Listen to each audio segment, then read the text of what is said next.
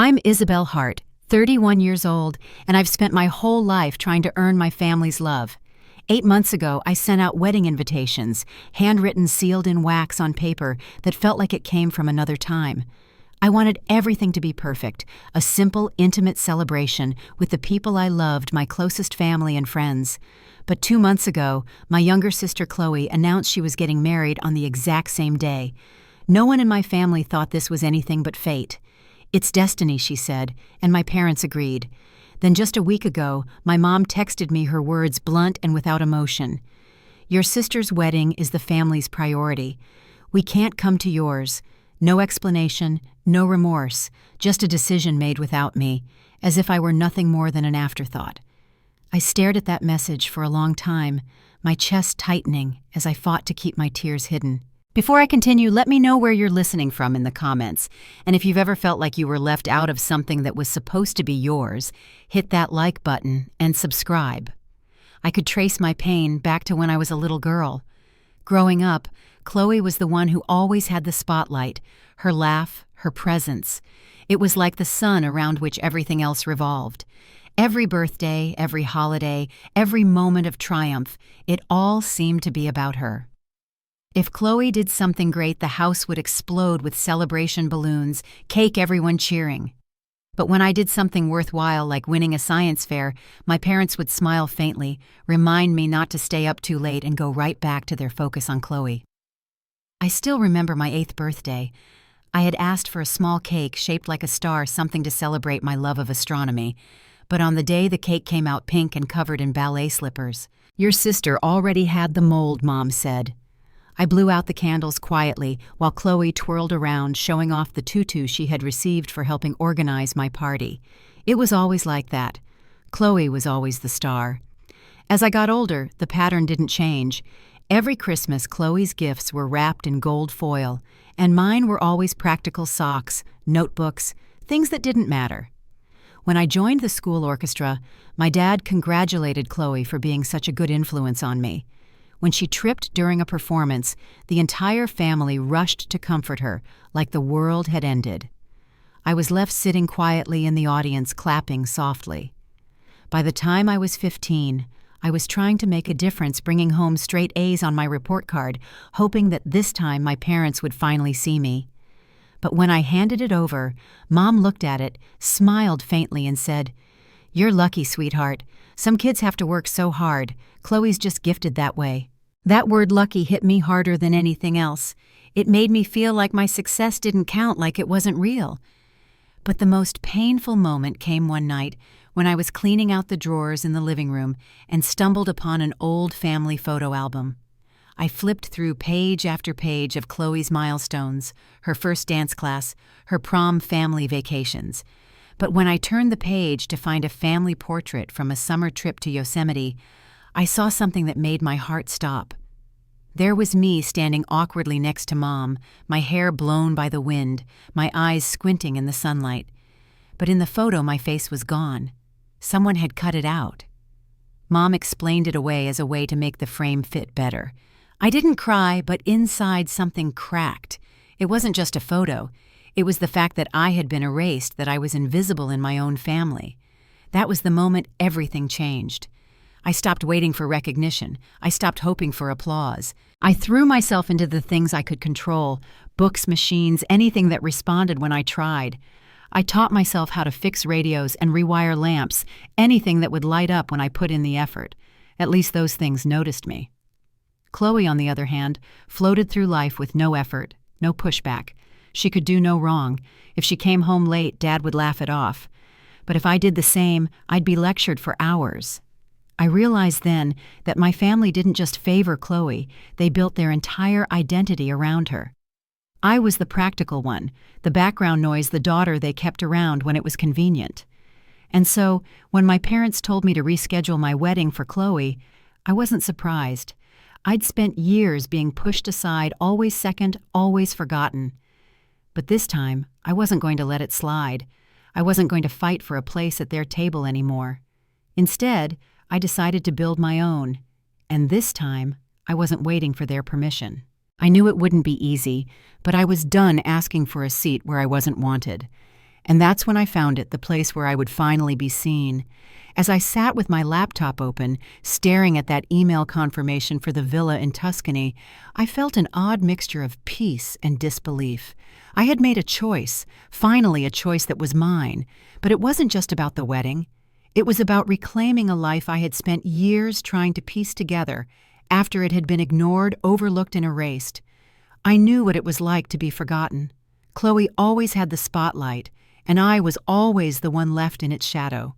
From the earliest years, everything in our family seemed to revolve around her. Her laughter was the sun, and the rest of us just orbited around her. If she danced, we all applauded. If I won a science fair, it was hardly acknowledged. I remember my 8th birthday when I asked for a cake shaped like a star, something to celebrate my love of astronomy. But instead, they made it pink and covered it in ballet slippers. I didn't make a scene. I didn't want to be the difficult one. I just sat there quietly feeling the sting of it all. It wasn't the cake that hurt. It was the unspoken message that yet again, Khloe mattered more than I did. It wasn't just the birthdays either. Every year, every achievement, everything that should have been shared felt like it was about her and her alone. If Khloe did something great like acing a dance recital, there were balloons, cards, and balloons. But when I got a good grade or earned a spot in the school orchestra, I got a tired smile and a reminder not to stay up too late next time. My accomplishments were always treated as secondary, as something expected, as if they were less significant than her effortless success. The more I looked back, the more I realized how much I'd been pushed aside, not just at family gatherings, but in everything that mattered. Every Christmas, Khloe's gifts were wrapped in gold foil, always perfect, always fitting for the perfect daughter. My gifts, on the other hand, were practical socks, notebooks, and a used paperback or two. There were moments I thought, maybe just maybe, if I try harder, if I show them something really special, they'll notice me. So when I was 15 and brought home straight A's, I thought it might be the thing that finally made them proud. Mom barely glanced at the report card. She said, "You're lucky, sweetheart. Some kids have to work so hard. Khloe's just gifted that way." That stung. It made me feel like my hard work, my effort wasn't enough. It wasn't real success. Khloe's success, her effortless brilliance, always seemed to outshine everything I did. But the hardest moment came when I was cleaning out a drawer one night and found an old family photo album. As I flipped through the pages, I saw Khloe's milestones, her first recital, her prom, the perfect family photos. I came to one summer trip to Yosemite, and there was a picture of me standing awkwardly next to Mom. But something was wrong with the photo. My face had been cut out. I stared at it in disbelief. When I asked Mom, she casually explained that the photo frame was too small, so she had trimmed it. Something inside me cracked. It wasn't just a photo, it was me being erased. I had spent my whole life being edited out of my own story, quietly left out when it was convenient for them. That was the moment everything changed. I stopped waiting for them to see me. I stopped hoping that they'd finally notice my worth. The quiet, steady ache I had carried with me for years began to turn into something else. I would prove my worth to myself, not to them. And so I started finding new ways to define who I was. I threw myself into the things I could control. I fixed radios, rewired lamps, learned how to make things work. It didn't matter if anyone else noticed because I finally felt like I was doing something for me. At least the machines responded. They worked when I put in the effort. It was a start.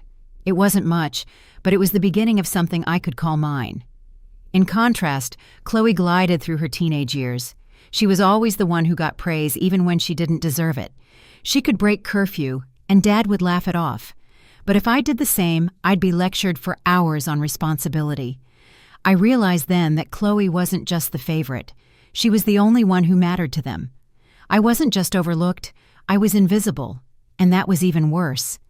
My parents built their whole identity around her. She was their proof of success, their validation.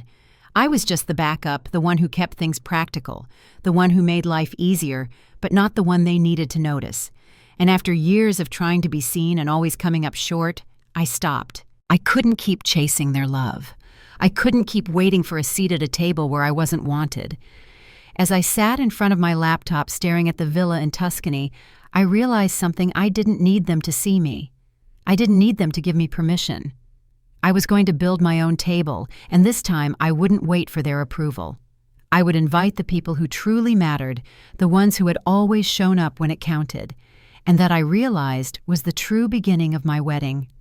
But I didn't know then just how much this choice would change everything. In the days that followed, I couldn't help but feel a little lighter. It wasn't about the villa or the wedding or even the location. It was about the space I was creating for myself, a space where I wasn't invisible, where I wasn't just the daughter who always had to make do. It was mine, and that was enough. I had made my choice, and soon everyone else would see it. But what I didn't expect was how the rest of the family would react. The real challenge was yet to come. Tomorrow I would begin making those calls, letting my real family know where my wedding would be. And little did I know that was going to change everything, too. I remember the first time I called Rachel to let her know about the wedding. I could feel the tightness in my chest as I dialed her number, wondering what she'd think. She'd always been the one who had my back, who saw me for me, even when no one else did. But this wasn't just about a wedding. It was about making a choice I had never been allowed to make before. "Hello, Rachel," answered her voice familiar, a little crackly through the phone line. "Hey, Ray," I said softly. I paused, unsure of how to even begin. "I'm still having my wedding, just not in Colorado." There was silence on the other end, and I could almost feel Rachel's confusion before she spoke. "Not in Colorado." Wait, what happened? I took a deep breath. Khloe decided to have hers the same day. Mom and Dad can't come to mine. They said it's easier this way. There was a long pause, and I could feel Rachel's reaction before she even said anything. "You've got to be kidding me," she said finally, her voice tight. "After everything. They really did that." "Yeah," I replied quietly, the reality of it sinking in more with each word. "They said it's just logistics, but it's the same thing again. I'm always the one who has to make space for Khloe." Rachel didn't speak right away. I could hear her breathing on the other end, the frustration in her silence. Then she exhaled sharply. "We're tired of this, Isabelle. Tired of watching them push you aside. You don't have to ask me twice. Send me the details. I'll be there." Her words were soft but firm, a promise that meant more than anything in that moment. I smiled, but it wasn't a smile out of joy. It was a smile that came from relief that someone at least saw me. "Thanks, Ray. That means more than you know." By the next morning, Rachel had already made plans to fly to Tuscany. The rest of the family, too, started reaching out Aunt Marianne, Eli, even Grandma Helen. They were done pretending, done going along with what my parents had always pushed. They saw the truth now, the truth I had always known. And for the first time it felt like I wasn't alone in this. The more I thought about the villa, the more it felt like the right place for me. It wasn't just about having a wedding, it was about finally creating a space where I wasn't the one who had to make the sacrifice, where I didn't have to ask for permission or compete for love.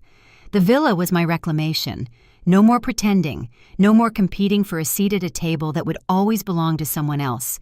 This wedding was mine, this place was mine, and for the first time in my life, I was going to make it real. That afternoon, I got a message from Rachel in the family group chat. It wasn't much, just a simple text, "I'm so ready for Tuscany. Can't wait to be there with you."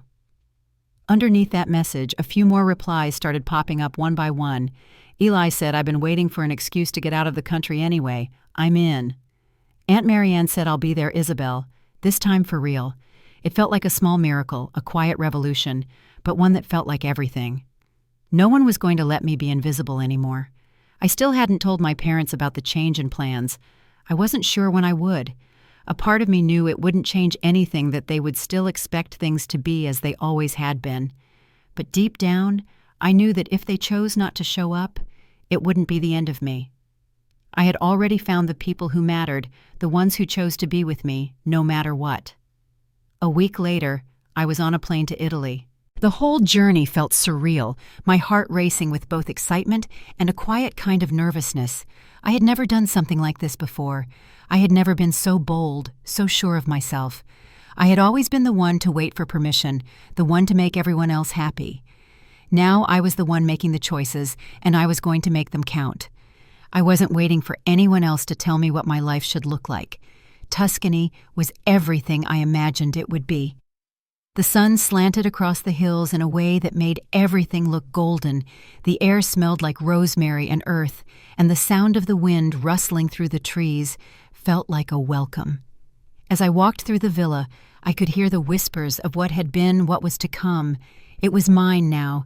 I had chosen this place, and it had already begun to feel like home. The next morning, I sat on the stone terrace overlooking the valley, sipping my coffee. The realization hit me in waves. The peace I had been searching for all my life was finally here. I wasn't waiting for anyone to come to validate me or to decide what my happiness should look like. I was creating it. I was building something not just for a wedding, but for my future. But as the days passed, I realized that there was still one person who I had to reach out to: my parents. I knew that once they found out about my change of plans, they'd be upset, maybe even angry. But at that point, I didn't care. I had made my peace, and I wasn't going to let them dictate my life any longer. As I sat down to send the message to Mom and Dad, I felt a quiet strength surge inside me. I didn't know what their response would be, but I wasn't afraid anymore. I was finally living my truth. I was choosing my own path, and I wasn't going to let anything or anyone make me feel small again. It was time to let them know. I had sent the message to my parents, but I wasn't expecting much. In a way, I think I had already given up on expecting anything real from them. They had always chosen Khloe, their perfect, easy child, over me, and I had learned to accept that. But still, I wanted to let them know that this wedding, my wedding, would happen on my terms, not theirs. The phone call came that afternoon. It was from my mom. I almost didn't pick it up. Part of me wanted to ignore it, to leave it unanswered like so many calls before, but there was a part of me that still hoped for a change even if I knew better. I took a deep breath and pressed the phone to my ear. "Isabelle," she said, her voice tight. "I got your message." I stayed silent, waiting for her to continue. "We're disappointed," she added. "You know how much this has torn the family apart." I felt that familiar wave of anger, the one that started as a small knot in my stomach and grew with every word she spoke. "It hasn't torn the family apart," I said, my voice quieter than I wanted it to be. "You did that long before any of this." She was quiet for a long moment. I could hear her sighing on the other end. "We never meant for it to be this way," she said, her tone softer now. "We just thought it would be easier if you rescheduled." I felt the irony of her words hit me easier. She had always said that when they chose Khloe's needs over mine.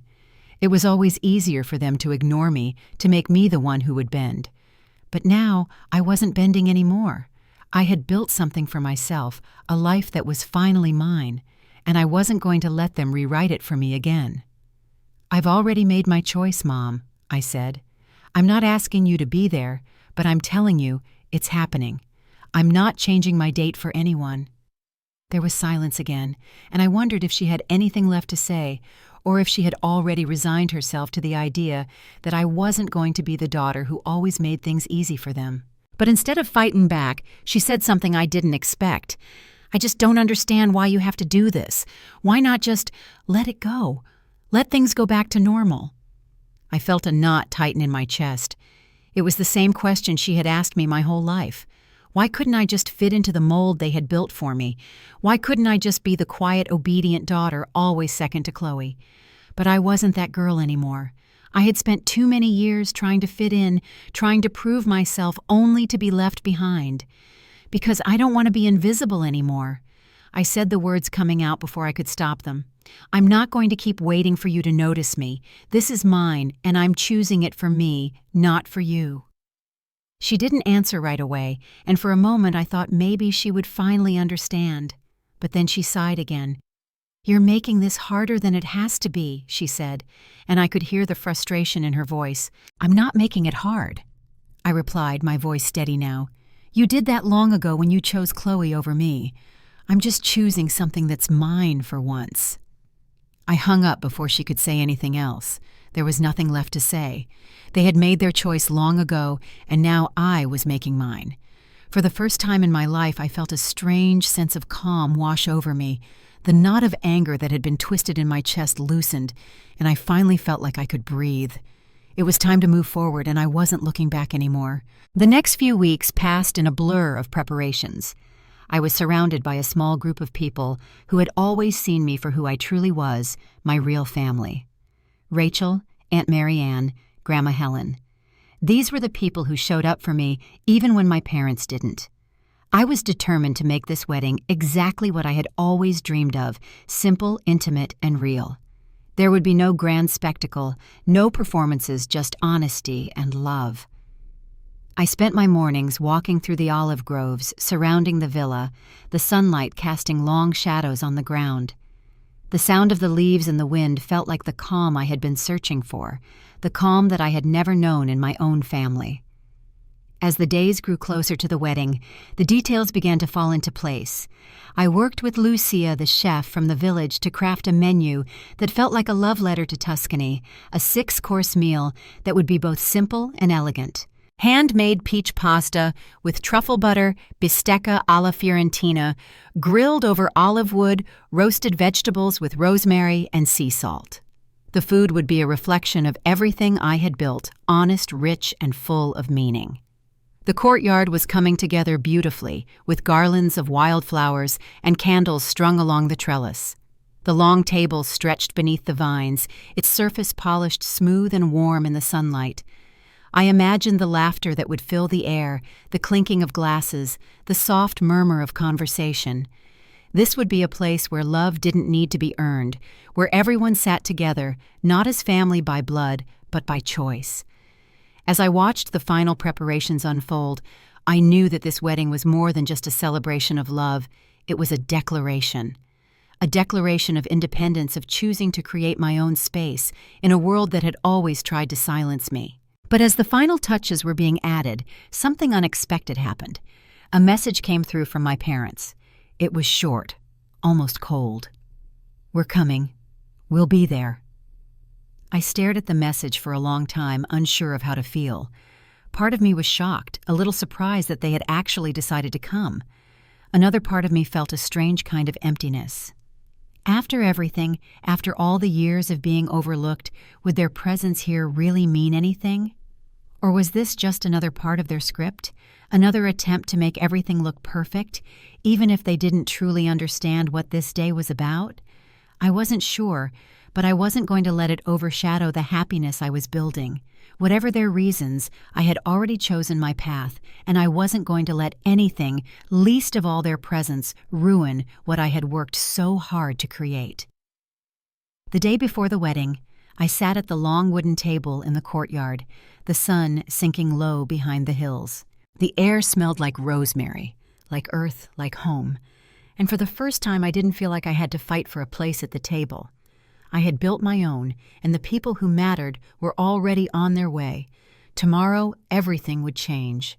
The morning of the wedding arrived, and for the first time in my life, I didn't feel the familiar weight of expectation pressing on me. I had spent so many years chasing approval, waiting for validation from people who were never going to give it to me. Today, I wasn't looking for anything from them. This day was mine. I woke up early, the soft Tuscan sunlight streaming through the windows of the villa. The air smelled fresh, like the earth itself had been restored overnight. It was peaceful, like the whole world had slowed down just for me. I sat on the balcony for a while, taking in the view. The rolling hills were bathed in golden light, the olive trees swaying gently in the breeze. I had always wanted a place like this, a place where I could just be. Not be the quiet, second-best daughter, not be the one who always had to make space for someone else. The guests started to arrive in the late afternoon, and I felt a sense of calm settle over me. Rachel was the first to show up, walking into the villa, with a smile so wide it felt like it could light up the entire valley. She pulled me into a hug as soon as she stepped through the door. "I'm so proud of you, Izzy," she whispered, her voice warm and sincere. "This is everything you deserve." The rest of the family followed in a steady stream: Aunt Marianne, Grandma Helen, even distant cousins who had always been there for me in ways that mattered. When I looked at them, I didn't feel the weight of obligation or expectation. I felt peace. This was the family I had built, the one that saw me for who I was. As I stood in the courtyard watching the staff prepare everything for the ceremony, I couldn't help but think about how far I had come. From the girl who had always been in the background, overlooked and ignored, to the woman standing in this beautiful place, surrounded by the people who truly mattered. I hadn't needed to prove myself to anyone anymore. This wasn't about showing up for them, it was about showing up for myself. The ceremony began as the sun dipped lower in the sky, casting a soft glow across the courtyard. The guests were seated at the long table, the wildflowers lining the center, the candles flickering in the soft breeze. It was simple, elegant, and everything I had imagined. Rachel stood by my side, a reassuring presence as I walked down the aisle, my steps slow and deliberate. I could feel the weight of everyone's eyes on me, but it wasn't the kind of weight that had always felt suffocating before. This was a weight of love of people who had come to support me, who had chosen to be here because they believed in me. There was no one here who was just going through the motions. As I reached the end of the aisle, I looked up and met my fiancé's eyes. His smile was genuine, his love for me evident in every part of his being. In that moment, I realized something important. This wasn't just a wedding. It wasn't about proving anything or making a statement. It was about starting a new chapter, a chapter where I didn't have to fight for a place at anyone's table. I had built my own. The ceremony itself was short and sweet, filled with quiet moments of laughter and joy. When the vows were exchanged, I didn't need to read from a piece of paper. I spoke from the heart, the words flowing out of me like they had been waiting to be said. I looked at the people gathered around me, my family, my real family, and felt a sense of warmth I had never known before. For once, I wasn't the one who was always on the outside looking in. After the ceremony, we gathered for dinner under the stars. The long table stretched across the courtyard, the soft glow of lanterns lighting the way. I sat at the center, not at the head of the table, but surrounded by the people who truly mattered. No one here had to prove anything. There were no pretenses, no performances. There was just love, plain and simple. We ate, we laughed, and we talked into the night. There was no rush, no need to move on to the next thing. For the first time in my life, I felt like I was exactly where I was supposed to be. I wasn't waiting for someone else to give me permission to exist. I was just living in a place where I had finally found peace. But as the night wore on, my phone buzzed in my pocket. I didn't need to look at it to know who it was. It was my mom. I had been expecting this, but I wasn't ready for how it felt when I saw her name on the screen. I stepped away from the table, the sounds of the laughter and conversation fading behind me. I answered the phone, not knowing what she would say, but I knew that whatever it wasn't going to change the way I felt about today. Isabelle, my mom's voice came through tight and unsure. "We're here. We've come. We're sorry." I stood there for a moment, listening to the distant hum of conversation from the table. I could hear the music playing softly, the clink of glasses, and for the first time it didn't bother me. I didn't feel the old ache of wanting their approval. "That's fine, Mom," I said calmly, holding back the emotion that wanted to bubble up. "I'm glad you're here. But just so you know, I'm not waiting for anyone to tell me that I'm enough anymore. I know that now." The words hung in the air between us. There was a long silence, and for a moment, I thought maybe she would say something, maybe apologize, but instead she just sighed. "I know, Isabelle. I know." The conversation ended with no grand resolution, no dramatic shift, but in that moment I knew it didn't matter. It didn't matter what they said or what they didn't say. This was my life now, my choice, and no one could take that from me. I walked back to the table, my heart light and my mind clear. My parents were here, but I wasn't waiting for them to validate me anymore. I had already found my family, I had already found my place, and tomorrow we would all sit at my table. The rest of the evening passed in a gentle blur. The laughter, the music, the conversations, it was everything I had always imagined it could be. No grand gestures, no perfection, just people coming together because they wanted to, not because they had to. And for the first time in my life, I felt like I belonged. But as the night ended and the stars hung low over the villa, I couldn't shake the feeling that something still wasn't settled. Tomorrow would bring its own set of challenges, its own set of emotions.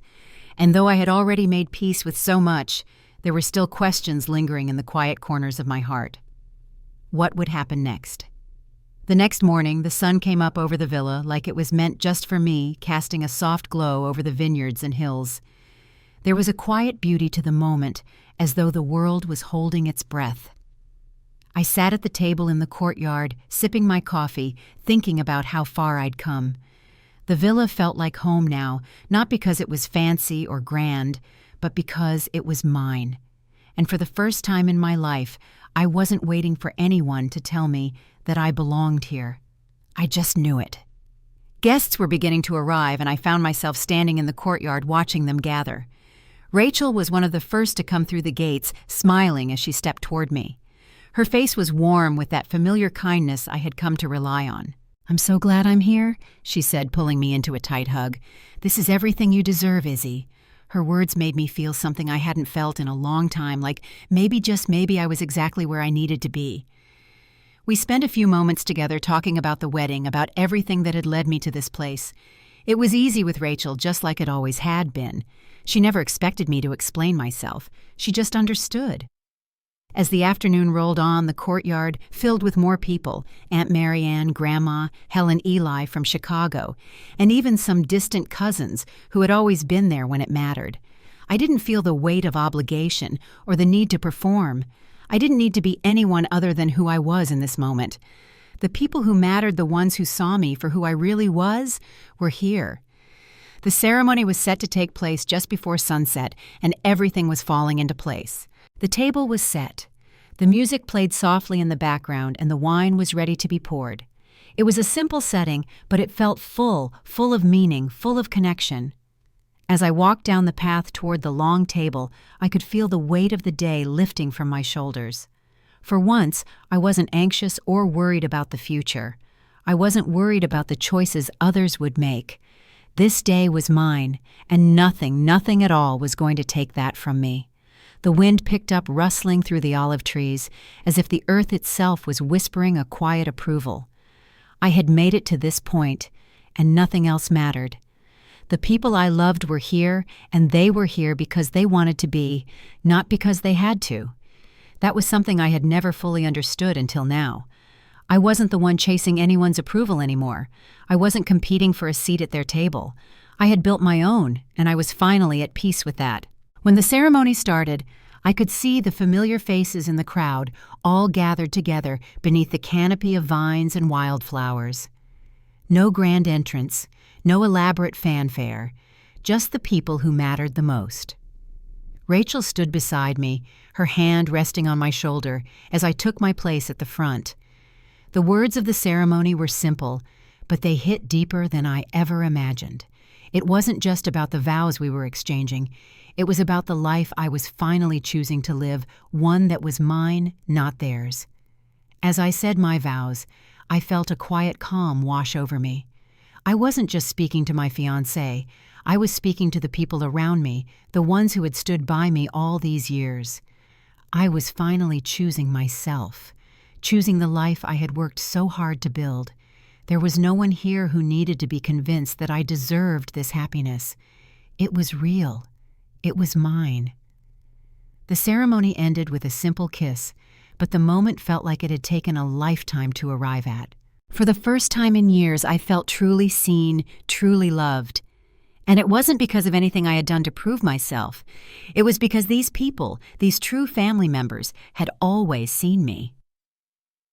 After the ceremony, we gathered for dinner under the stars. The long table stretched out before us, filled with plates of simple, delicious food. Each bite a reflection of everything I had learned to value in life: sincerity, honesty, and the love that comes from being with people who truly care. We ate, we laughed, and we talked long into the evening, but there was no rush, no pressure to move on to the next thing. Just the warmth of the moment, the company of people who chose to be there. As the evening wore on, I stepped away from the table for a moment to collect my thoughts. I found myself standing in the corner of the courtyard, looking out over the hills as the stars began to twinkle above. This was it. This was everything I had always wanted, and yet it didn't feel like the end of something, it felt like the beginning. I had finally stepped into my own life, but even in the midst of this peaceful moment, my phone buzzed. The familiar sound made my heart skip, and I already knew who it was. Mom. I stood there for a moment, phone in hand, unsure if I should answer. Part of me wanted to leave it unanswered to not allow their presence to intrude on the peace I had finally found, but another part of me knew that this was the moment I had to face. I had spent so much of my life trying to fit into a mold they had made for me, but not anymore. With a deep breath, I swiped the screen to answer. Isabelle. My mom's voice came through shaky and unsure. We're here. We came. I didn't know how to respond. Part of me wanted to say something sharp, something that would finally make them see how much they had hurt me. But in that moment, I felt a sense of calm wash over me. I didn't need to prove anything. I had already found what I needed. That's good, Mom, I said softly. I'm glad you're here. There was a pause on the other end. Then my mom spoke again, her voice small, almost lost. We just wanted you to know. We're sorry. We should have done better. We should have been there for you. I could feel her words hanging in the air, and I wasn't sure how to respond. But in that moment, I didn't need to say anything. I didn't need to make them understand. What mattered was that I had finally chosen to live for myself. I know, Mom, I said quietly, but I'm not waiting for anything anymore. The conversation ended there, and I didn't feel anger or frustration. I just felt at peace. They were here, and that was enough. As I returned to the table, my heart felt light. The evening continued, filled with laughter and joy. It wasn't about the apologies, it wasn't about the past, it was about this moment, this new beginning. The family I had always longed for was here, and I had built it myself. Tomorrow things would change even more, but for now I could finally rest in the knowledge that I had found my place, and nothing would ever take that from me again. The morning after the wedding, the villa was quiet, the kind of peaceful stillness that only comes after something big has shifted. The laughter and clinking of glasses had faded, but the warmth remained lingering like the smell of rosemary in the air. I sat at the long table again, now covered in a few scattered napkins and glasses, and felt a profound sense of calm. It wasn't just the wedding that had changed things, it was everything that had led to it. I hadn't known what to expect, really. Even as I stood at the altar saying my vows, I hadn't truly realized how much I was healing, how much I was letting go of. The family who had always made me feel like I was too much or not enough had finally seen me, not because they had to, but because they wanted to. And for the first time, I wasn't angry. I didn't need their apology or acknowledgement. I had already made peace with it in my own way. But when the wedding ended and the last of the guests had gone, I realized something else. I wasn't done with the process of healing. It wasn't just about showing up and finally being seen by the people who mattered. It was about redefining the family I had always wanted. I spent the next few days wandering the villa, not to escape, but to ground myself in the choices I'd made. The quiet beauty of the landscape matched the stillness inside me. I didn't feel the pressure to fix anything to explain myself to anyone. The villa felt like a sanctuary, a place where everything was right because I had built it that way. But as much as I'd wanted to leave the past behind, the truth was I couldn't entirely forget it. There were still loose ends, unfinished conversations waiting to be had. And one of those conversations had to happen soon because there was still something left unresolved. It started with the phone call. I had been avoiding it, but when I saw my mom's number flash on the screen, I knew it couldn't wait anymore. My heart raced for a moment before I swiped to answer. I wasn't sure what she wanted to say or if there was anything left to say. But there it was, the pull of family, the need for closure. Isabelle, she said softly, and I could hear the hesitation in her voice. I know this isn't easy. I wanted to call and apologize for everything. Her words landed quietly in my chest, a surprising weight that I hadn't been ready for. I had prepared myself for so many things, but not for this. Not for the apology I had spent years wishing for. Mom, I appreciate that, I said, struggling to find the right words, but you don't have to apologize. I don't need you to fix everything. I've made peace with it. I know, sweetie, she said, her voice catching. but I still need to say it. I've been thinking about you, about how much I've failed you, and I need you to know that. I'm sorry for the way I treated you." The silence that followed felt heavy, like a door slowly creaking open, letting in the light. I had spent so many years holding on to the bitterness, to the hurt that came with being overlooked, that I didn't know how to respond when it wasn't being hurled at me anymore. "I know you tried, Mom," I said, feeling my own emotions rise. "But it wasn't just about what you did or didn't do. It was about how I learned to live without being seen, how I had to find my own way. I'm not waiting for you to change that anymore." There was a long pause on the other end of the line. I could hear her breathing the words she was choosing. "I know, I want you to know that I love you, Isabelle, and I've always been proud of you, even if I didn't always show it." Her words were soft, but they were real. And for the first time, I didn't feel the need to chase after them to prove my worth. I wasn't holding on to the past anymore. I had already let go of that weight. "I know, Mom," I said, finally feeling the knot in my chest begin to loosen. "And I'm okay. I've always been okay." The call ended quietly, and I sat in the stillness of the villa, letting the moment settle in. It wasn't a perfect resolution. It wasn't a grand moment of understanding or reconciliation. But it was enough for me to know that I had done what I needed to do, enough for me to realize that I didn't need to seek validation from anyone anymore. Later that evening, I sat at the long table once more, the setting sun casting golden light over the vineyard. Rachel joined me, and we sat in silence for a while, just taking it all in. She didn't ask me how I felt about the call or what had been said. She didn't need to. She had always understood. "You're doing it, Izzy," she said quietly, her eyes soft but filled with pride. "You've built something real." I smiled, feeling the weight of her words sink in. I had built something real, and for the first time it wasn't just a dream, it was my life. We didn't talk much after that. The evening settled into a peaceful rhythm, the sound of crickets filling the air as the light began to fade. I thought about the future, about what came next, but in that moment I wasn't worried. I didn't need to rush ahead anymore. The life I had wanted was already here, and it had come not through waiting, but through choosing. The next day, as the guests started to leave, I couldn't help but feel a sense of calm settle over me.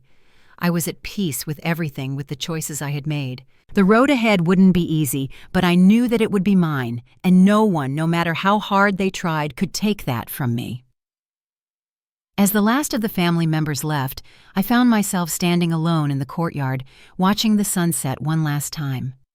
The villa was quiet now, but it still felt alive, filled with the memory of everything that had happened there. I closed my eyes, and for the first time in a long time, I didn't feel the need to look over my shoulder. Tomorrow would be a new day, and I was ready for it. The days after the wedding unfolded in a way I hadn't quite expected. The villa, once buzzing with activity and joy, settled into a peaceful rhythm. The silence that followed felt like the softest kind of closure. There was no need to rush, no need to fill the space with unnecessary noise. For the first time, I wasn't waiting for anything. I wasn't waiting for someone to tell me that I had done enough, or that I was worthy of their love. I had already found that in myself, in the people who had stood by me, and in the choices I had made. The world outside of Tuscany continued as it always had, but I felt different, more grounded, more sure of my place in it. My parents' absence at the wedding hadn't been a void I needed to fill, but an empty space I was ready to leave behind. They had chosen their path long ago, and I was finally learning not to fight for a seat at their table. I had built my own, and I was ready to welcome only those who truly saw me for who I was. In the months that followed, I spent more time at the villa. It had become a place of refuge, not just from my family, but from the world I had tried so hard to fit into for so many years. Here I wasn't the second choice or the afterthought. I was Isabelle, just Isabelle, and that was enough. Grandma Helen called me one afternoon and we talked for hours. She was always the one who spoke with the kind of wisdom that didn't feel preachy. It just felt real. "You've done well, Isabelle," she said softly. "I've watched you grow from a girl who wasn't seen to a woman who knows her worth, and that my dear is the greatest victory of all." Her words stuck with me, echoing in my mind as the seasons shifted. I spent more time with Rachel and Aunt Marianne. I started investing in small projects that felt meaningful to me, not because I had to, but because they brought me joy.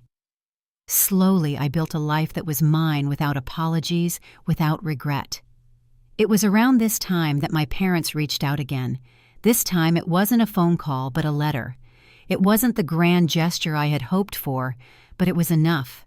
In the letter, they admitted their mistakes, not just about my wedding, but about years of neglect.